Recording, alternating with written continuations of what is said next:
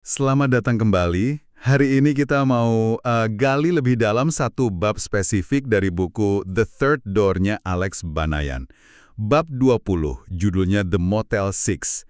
Nah, sumber kita ya bab itu sendiri. Fokusnya ke perjuangan Alex, terutama pas dia hadapi rentetan penolakan. Puncaknya dari Warren Buffett. Bener, jadi kita bakal lihat gimana sih rasanya ya kalau kita udah gigih banget tapi kayak mentok terus. Apalagi kalau yang nolak itu orang sekelas Buffett. Betul. Misi kita kali ini tuh mengupas tantangan emosional sama praktisnya. Kegigihan yang ekstrim ketemu tembok penolakan yang, wah, kokoh banget. Gimana rasanya dorong terus padahal pintu kayaknya udah ketutup rapet.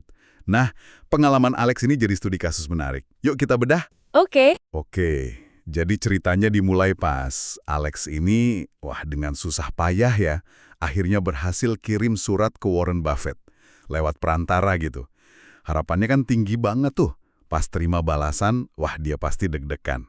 Iya, pasti berharap banget itu isinya undangan wawancara atau semacamnya kan? Banget. Tapi ternyata balasannya itu suratnya Alex sendiri yang udah di-scan. Terus di bagian bawahnya ada tulisan tangan Buffett, cuma 2 baris. Dia pikir, wah ini dia nih tiket emasnya. Tapi isinya? Isinya penolakan. Singkat banget. Intinya, Alex, semua aspek hidup saya udah sering dibahas. Saya terlalu sibuk buat setujui semua permintaan wawancara. WE. Gitu. Tanda tangannya itu loh, WE, inisial Warren E. Buffett. Kayak jeder gitu rasanya pasti. Aduh, itu sih penolakan yang langsung ya, tegas, nggak ada celah buat interpretasi lain.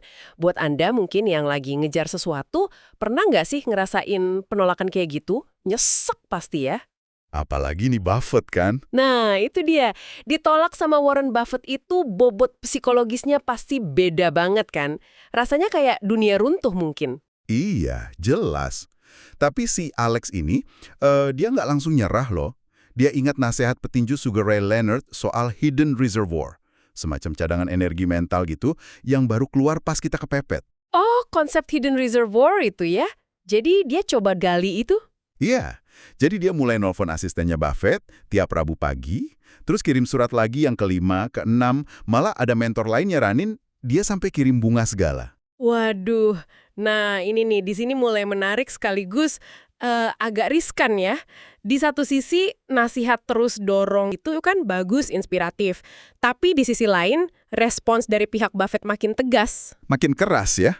Iya, puncaknya itu email dari asistennya. Minta Alex berhenti ngehubungin karena jadwal Buffett padat banget mau rapat pemegang saham. Nah, ini pertanyaannya. Ini masih kegigihan yang patut dipuji atau udah jadi kayak maksai dan gak ngehargain batasan yang jelas banget? Susah ya bedainnya kadang. Itu dia dilemanya Alex. Di satu sisi, mentor-mentor sukses bilang jangan nyerah.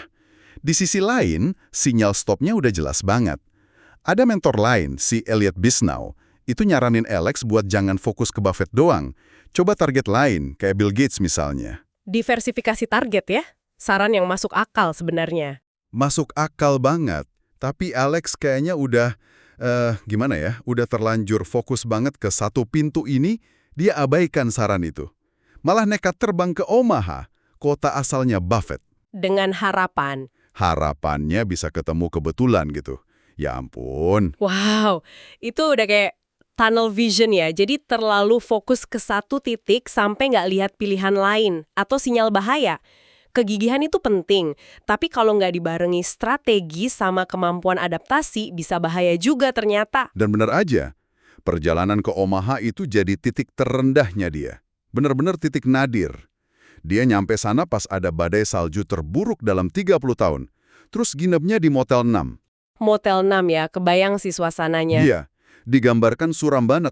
Kamarnya dingin, kosong, terus dia buka Facebook, lihat temen-temennya udah pada punya karir, pacaran, senang-senang. Dia ngerasa sendiri banget. Terisolasi. Semua pengorbanan dia selama ini rasanya sia-sia. Itu momen refleksi yang pahit banget pasti ya.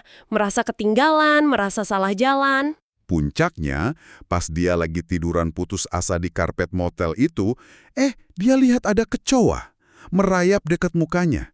Di situ pertahanannya jebol. Dia nangis sejadi-jadinya. Merasa gagal total. Aduh, Momen Motel 6 itu, ya ampun. Itu kayak gambaran universal ya soal keraguan mendalam, penyesalan, yang bisa muncul pas kita ngejar mimpi yang susah banget. Tapi mungkin ini bukan cuma soal titik terendah biasa. Ini bisa jadi konsekuensi dari kegigihan yang, maaf kata, agak membabi buta ya. Fokus ke satu target sampai abai sinyal dan alternatif lain. Jadi kegigihannya justru yang bawa dia ke titik itu ya? Tapi pelajaran pentingnya mungkin bukan cuma soal gimana bangkit lagi, tapi juga gimana kita bisa sampai di titik serendah itu. Mungkin karena terlalu kaku sama satu tujuan. Nah, mengakui titik terendah ini bisa jadi langkah awal buat evaluasi ulang strategi, bukan cuma nambah semangat. Menarik. Jadi, bab 20 ini benar-benar memotret pergulatan batin yang intens banget ya. Antara semangat jangan menyerah yang dia dapat dari mentor, lawan realita penolakan yang keras banget. Dan puncaknya ya di keputusasaan total di kamar Motel 6 itu. Ini bukan cuma cerita ditolak, tapi gimana kita merespons penolakan itu. Betul sekali. Dan ini ninggalin kita sama satu pertanyaan reflektif nih buat Anda, para pendengar. Kalau Anda lagi hadapin penolakan berulang untuk satu tujuan spesifik, gimana caranya bisa jujur sama diri sendiri? Kapan itu masih ketekunan yang produktif? Kapan udah jadi tunnel vision atau nggak mau terima kenyataan? Kapan waktunya cari pintu samping? Atau bahkan pindah gedung sama sekali? Daripada terus-terusan gedor pintu utama yang jelas-jelas sudah dikunci rapat. Itu sih yang perlu direnungkan.